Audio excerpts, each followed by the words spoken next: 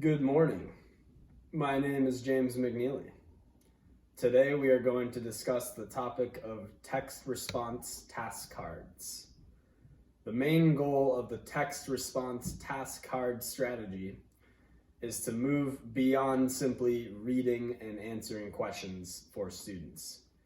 All too often we find that students will have a reading assignment and a particular list of questions, and they'll just end up skimming the text for keywords to try to answer the questions. They end up not thinking critically and not getting out of the reading what they are supposed to. Obviously, this is not a best practice for reading comprehension. Now, this is where text response task cards will come in. Text response task cards will create a character, and the character will pose a question depending on the specific content of the class. The goal of text response task cards is to get students thinking on a higher cognitive level within the specific domain of that class. Depending on the class, students will require different skills in order to think critically. For example, the skills that it takes to think critically in an English class would not be the same skills that it takes to think critically in a math class. As a math teacher myself, I want my students to be able to think like mathematicians. I want them to be able to look at a problem, think critically about it.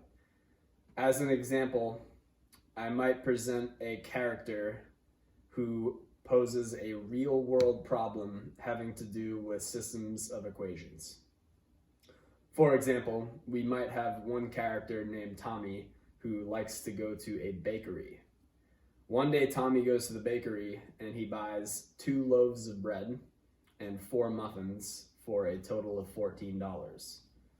On the next day, Tommy goes back to the bakery because he's one hungry boy, and he buys 4 loaves of bread and 6 muffins for a total of $19.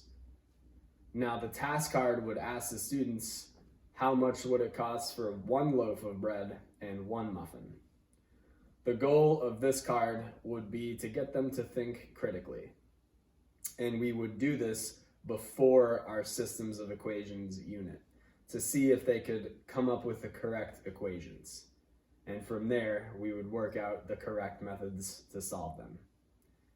This is just one example of text response task cards. I hope that you learned something and that you might apply text response task cards within your own domain. Thank you.